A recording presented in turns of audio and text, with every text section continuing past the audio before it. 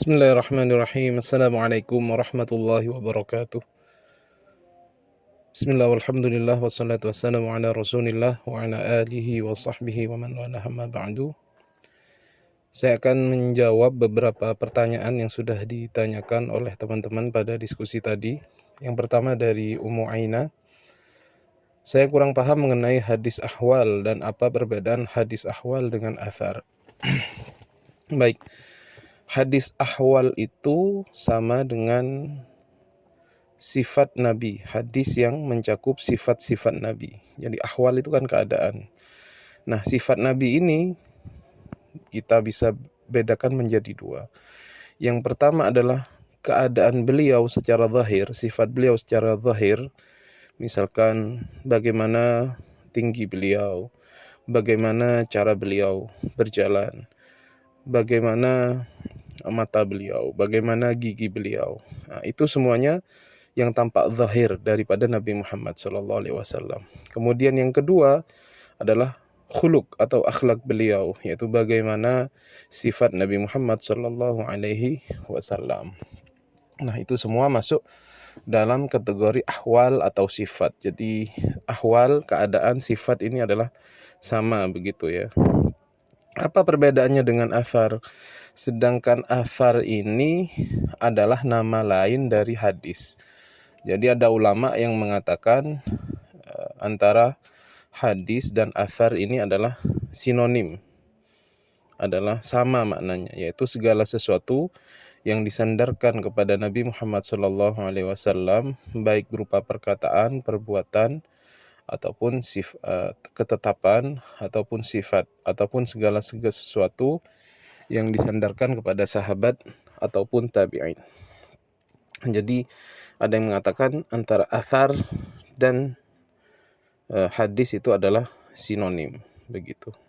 Walaupun ada kelompok lain yang membedakan ya antara athar dan juga hadis Nabi Muhammad SAW.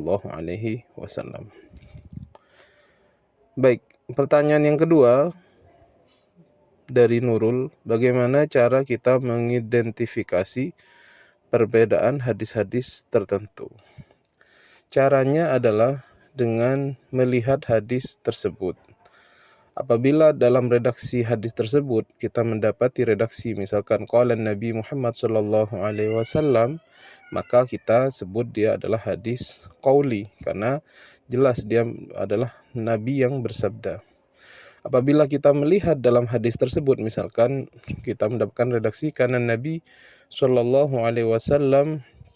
idza shalla rak'atail fajri ittaja'a ala shikkihil aiman.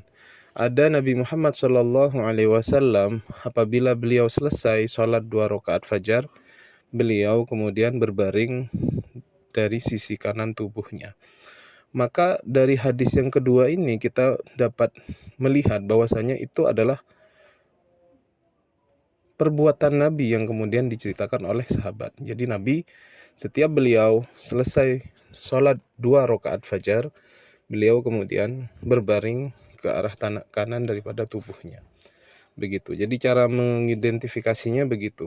Jadi apakah dia masuk qauli, apakah masuk fi'li, kita lihat dari matan hadisnya.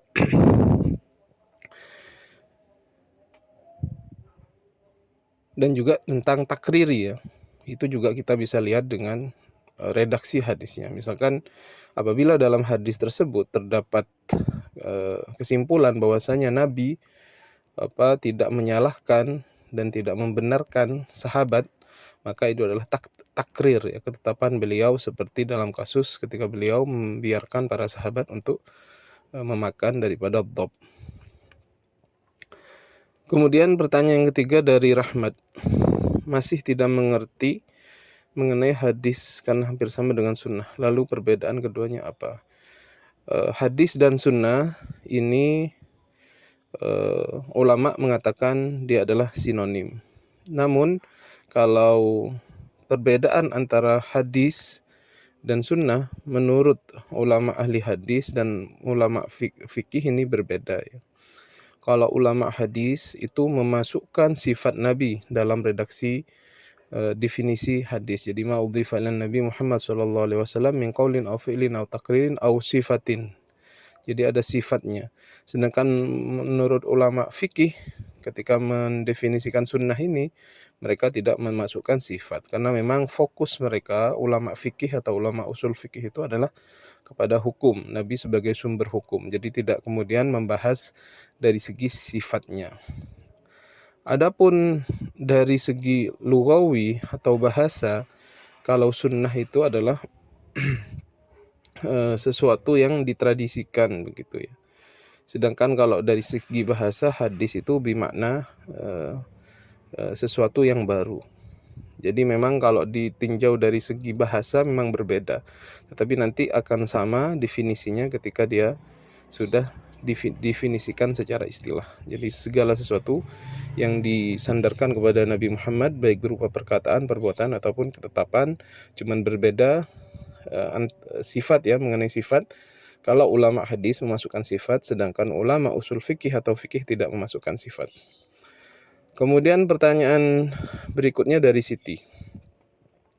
Apakah hadis hammi hanya berupa keinginan Rasulullah yang belum terlaksana atau memang dari keinginan itu sudah dilaksanakan oleh kalangan para sahabat? Jadi kalau dari definisinya hadis hammi ini memang keinginan Rasulullah yang tidak terlaksana oleh beliau, tetapi kemudian dilaksanakan oleh para sahabat setelah beliau meninggal. Bahkan sampai sekarang, contohnya adalah puasa Tasyu'a itu. Sampai sekarang kita umat muslim selain berpuasa Asyura juga berpuasa Tasyu'a. Kemudian pertanyaan yang terakhir dari Jayyid, apakah hadis ahwal itu semuanya sahih? Nah, jadi baik hadis ahwal, hadis fi'li, qauli atau takriri itu semuanya tergantung daripada syarat-syarat hadis sahihnya. Hadis ahwal bisa sahih, bisa hasan, bisa dhaif juga. Jadi tergantung apakah hadis tersebut memenuhi syarat-syarat hadis sahih yang 5, yaitu rawinya harus adil, yang kedua rawinya harus dhabit, yang ketiga rawinya sanadnya harus bersambung, yang keempat tidak ada syadz, kemudian yang terakhir tidak ada illat. Apabila memenuhi syarat ini, maka hadis ahwal bisa sahih. Bisa juga tidak sahih kalau tidak memenuhi kriteria hadis sahih yang 5 tadi. Baik, terima kasih. Demikian komentar saya, mudah-mudahan bermanfaat. Wassalamualaikum warahmatullahi wabarakatuh.